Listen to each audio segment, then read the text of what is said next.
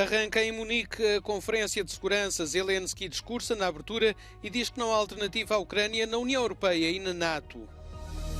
O Procurador-Geral da Ucrânia foi a Bruxelas debater o crime de agressão russa e o uso dos bens congelados. Antigo segurança da Embaixada Britânica em Berlim foi condenado a 13 anos de prisão por espionagem a favor de Moscovo. Sobreviventes resgatados 10 dias depois dos sismos. Turquia começa a construção de novas casas. Mais apoio à Ucrânia e aceleração no envio das armas. Um sentimento de urgência paira sobre a Conferência de Segurança de Munique, que abriu esta sexta-feira, nas vésperas do primeiro aniversário da invasão russa, com o discurso do presidente ucraniano Volodymyr Zelensky. We need the speed of our agreements, speed of our delivery to strengthen our speed of decisions to limit Russian potential. There is no alternative to speed, because it is the speed that the life depends on. There is no alternative to Ukrainian victory. There is no alternative to Ukraine and in the EU. There is no alternative to Ukraine in NATO. O chanceler alemão Olaf Scholz apelou aos aliados para agirem com cautela em relação à Rússia, uma potência nuclear, e para se coordenarem, porque esta guerra, diz ele, é perigosa. Instou os países com tanques Leopard 2 a enviá-los para a Ucrânia o mais rapidamente possível. A China é outro grande foco de atenção nesta Conferência de Munique.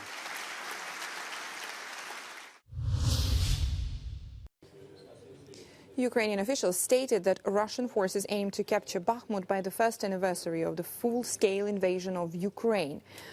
But this, according to the Institute for the Study of War, would require a significantly higher rate of Russian advance than anything seen for many months.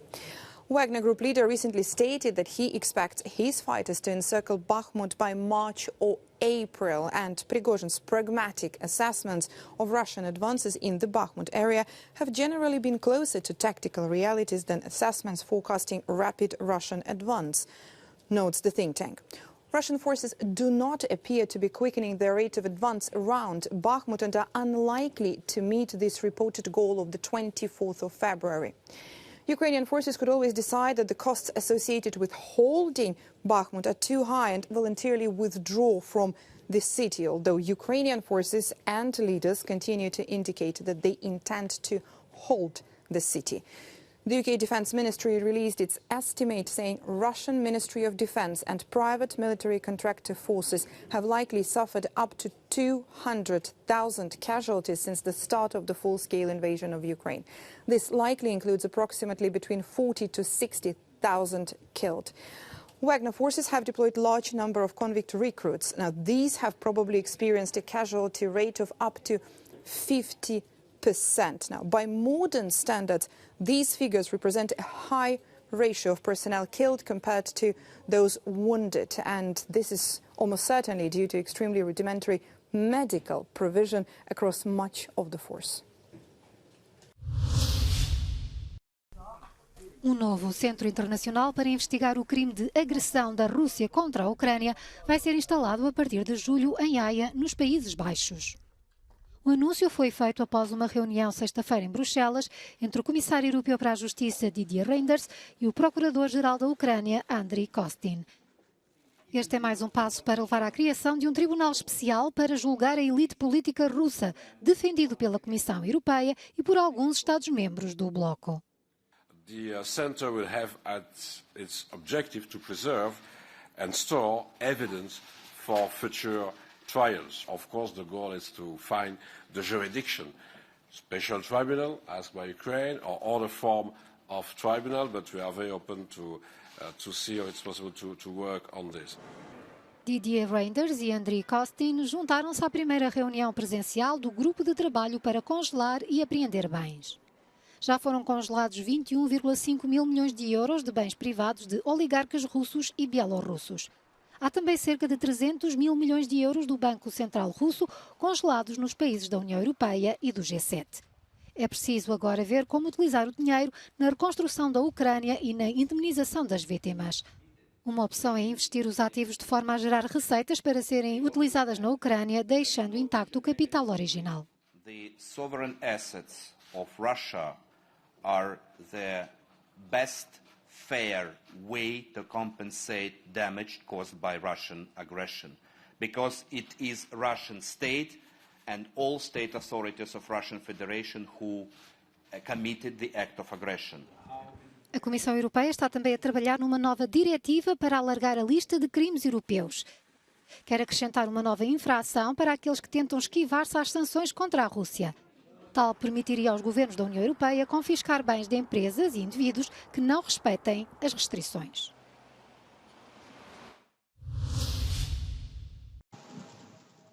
13 anos e 2 meses de prisão por espionagem a favor de Moscovo. Foi a pena aplicada a David Smith, antigo segurança na Embaixada Britânica em Berlim. Foi condenado por um tribunal de Londres num caso que fez correr muita tinta. Descrito como anti-britânico e pró-Putin, Smith foi apanhado a transmitir informações confidenciais à Embaixada Russa na capital alemã através do telemóvel. Na sentença, o juiz diz que a Rússia, considerada um país hostil, lhe pagou para cometer uma traição. Smith tinha-se declarado culpado de 8 acusações e justificou as ações dizendo que se queria vingar da embaixada porque se sentia maltratado.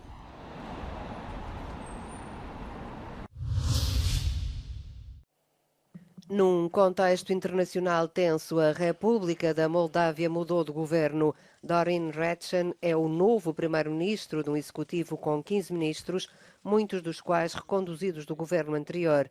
Rachin manifestou a intenção de manter a Moldávia no grupo dos países livres e prometeu aos moldavos segurança e desenvolvimento económico, definindo como prioridades atrair investimento estrangeiro, tornar os serviços administrativos do país eficazes e prosseguir as reformas.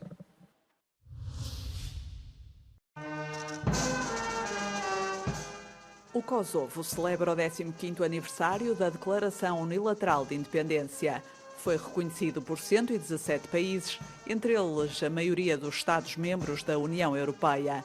Década e meia depois, o estatuto da antiga província sérvia continua a dividir o mundo e os próprios habitantes. Mislim ništa se nije ostvarilo od onog što smo mislili da će se ostvariti. U stvari mi ne znamo ni tačno šta će se ostvariti. Pa mogu da kažem da živimo prilično dobro. Znači, svaki dan je bolje i bolje. Para o primeiro-ministro kosovar, o Kosovo é democrático e soberano. Kosova është shteti ynë i përbashkët, pra, në të cilën duhet të kemi edhe mirëqenie, edhe siguri, dhe ky është prioritet i qeverisjes sonë. Os dados do Instituto Nacional de Estatística do Kosovo dizem o contrário. O desemprego é de quase 40%. Kad nema više Srbije, sad vidimo da smo krivi sami. I zato ima dosta očaranja. Tanto nas comunidades sérvias como nas albanesas, prevalece sentimento de medo e frustração, principalmente por razões de segurança. A tenzija se vidi, ona se reflektuje kroz veoma polarizujući populistički narativ od strane kosovskih institucija. O diálogo entre a Sérvia e o Kosovo está em crise, mas as duas partes aceitam chamado Plano Franco-Alemão, apoiado pela União Europeia para a normalização das relações. Milagres como o resgate desta mulher em Kahramanmaraş estão a tornar-se cada vez mais raros. Após 258 horas sob os escombros, ela foi finalmente resgatada viva. Na mesma cidade, uma menina de 17 anos esteve soterrada 248 horas. Foi transferida para um hospital em Ankara. Mas com o número oficial de mortos só na Turquia, em cerca de 36.200, teme-se que haja ainda milhares de vítimas por descobrir. A ONU prometeu pacote de ajuda de $1.000 milhões à Turquia. The Secretary-General said that Turkey is home to the largest number of refugees in the world and has shown enormous generosity to its Syrian neighbors for years, and now is the time for the world to support the people of Turkey, just as they have stood in solidarity with others seeking assistance. Nas cidades afetadas, as gruas estão a trabalhar para derrubar os edifícios destruídos e os planos de reconstrução já recomeçaram em cidades como Gaziantep.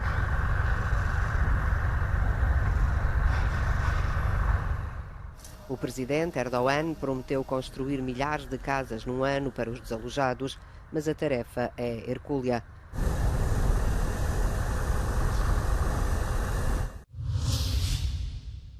O governo norte-americano enviou para Ohio peritos federais para avaliar uma possível ameaça tóxica. A preocupação tomou conta da cidade de East Palestine há 2 semanas, depois de um comboio que carregava materiais tóxicos perigosos ter descarrilado na região.